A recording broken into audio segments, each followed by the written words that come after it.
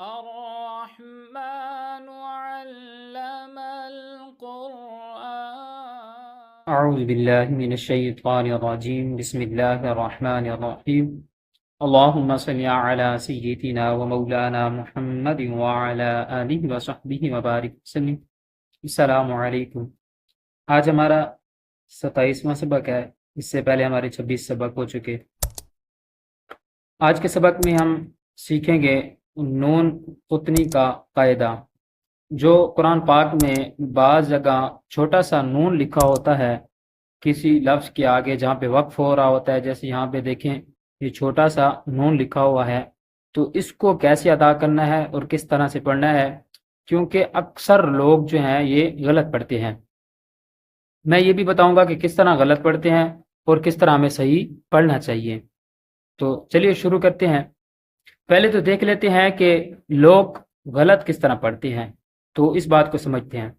اب دیکھیں یہ پہلا لفظ ہے خیرا الوصیۃ، ٹھیک ہے۔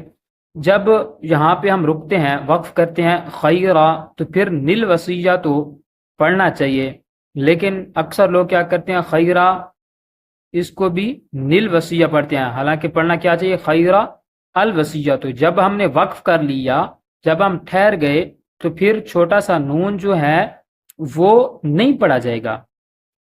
مطلب جب ہم کسی لفظ کو، یہ جتنے بھی حروف پڑھے ہیں، اب اگر ہم ان کو ملا کر پڑھیں گے جیسے خیرا نیل وصیہ تو پھر نون پڑھا جائے گا، لیکن جب ہم یہاں پہ ٹھہر جائیں گے، جب ہم وہاں پہ وقف کریں گے، رک جائیں گے، تو پھر آگے جو چھوٹا سا نون لکھا ہوا ہے وہ نہیں پڑھا جائے گا۔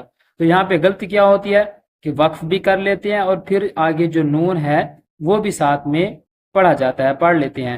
تو کیا کرنا ہے کہ جب ہم رکیں گے جیسے مبین، تو پھر اقتلوہا، کیونکہ یہ حمزہ وصلی ہے، یہ جو حمزے جتنے بھی ہیں یہ حمزہ وصلی ہے۔ حمزہ وصلی وہ ہوتا ہے کہ جس کی کوئی حرکت نہیں ہوتی، لیکن جب اسے ملا کر پڑھا جاتا ہے تو وہ بغیر حرکت کے پڑھا جاتا ہے، لیکن جب ہم وقف کرتے ہیں، آگے پڑھتے ہیں، تو پھر اسے حرکت دی جاتی ہے۔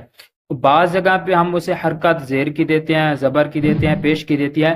یہ ایک علیحدہ ٹاپک ہے، یہ قرات کا ٹاپک ہے، انشاءاللہ میں نے پہلے بھی بتایا تھا کہ جب ہم باقاعدہ قرات کا کورس شروع کریں گے تو اس میں آپ کو تفصیلاً سمجھا دوں گا کہ کہاں پہ ہم نے زبر لگانی ہے اور کہاں پہ ہم نے زیر اور کہاں پہ ہم نے پیش لگانا ہے۔ یہ بڑا ہی اچھا سوال ذہن میں آتا ہے، جب ہم پڑھا رہے ہوتے ہیں تو یہ سوال ذہن میں آتا ہے کہ یہاں پہ تو جیسے مبین نقتلوا، تو اقتلوا کیوں پڑھا، یہاں پہ حمزہ کے اوپر پیش کیوں دیا، اور یہاں پہ تو الذی زبر ہے۔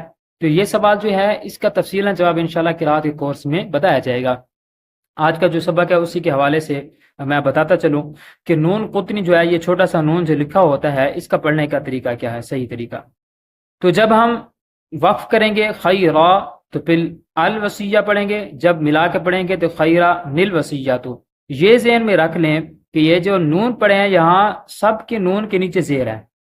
نون جب بھی آتا ہے تو وہ زیر کے ساتھ ہی پڑھا جاتا ہے۔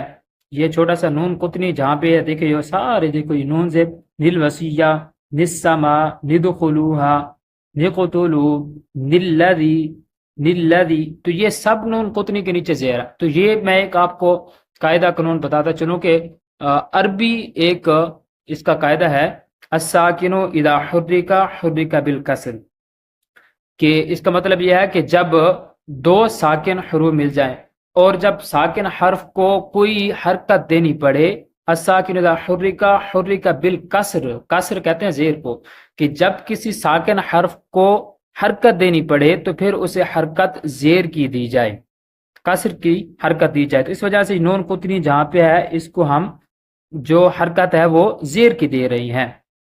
خیرا نیل وصیۃ خیرا الوصیۃ۔ اب شیبا السماء، شیبا نسماء، اب یہاں پہ علی مدہ ہو رہا تھا، ٹھیک ہے۔ اب اس کا قانون یہ بھی ہے کہ جب ہم نون قطنی پڑھتے ہیں تو اس کے پہلے جو ہے اگر دو زبر ہوں گی تو اس کو ایک زبر پڑھا جائے گا، دو زیر ہوں گی تو ایک زیر۔ تو اسی طرح اگر ایک زیر ہے، مثال ایک پیش ہے، زیر ہے، زبر ہے، جیسے یہ دیکھو قدیر الذی، قدیر الذی، تو یہاں پہ یہ وقف ہو رہا ہے قدیر الذی، تو قدیر الذی۔ لیکن جب الف مد آتا ہے شیبا السماؤ، جب وقف کرتے ہیں السماؤ، لیکن جب ملا کے پڑھیں گے شیبا نسماؤ تو پھر یہ الف مدہ جو ہے یہ گر جائے گا۔ منیبی ندخلوہا، اصل میں کیا ہے منیب ادخلوہا، یہ اصل میں دیکھیں مبین اقتلو مبین قتلو، قدیر الذی قدیر الذی خبیرا الذی خبیرا الذی، تو یہ جتنے بھی نون قطنی پڑھے ہیں یہ زیر کے ساتھ پڑھے جا رہے ہیں۔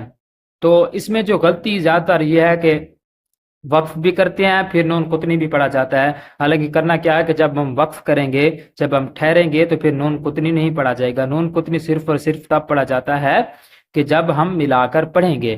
امید ہے آج کا سبق سمجھ آ گیا ہوگا، انشاءاللہ ملیں گے اگلے سبق میں۔ اللہ حافظ۔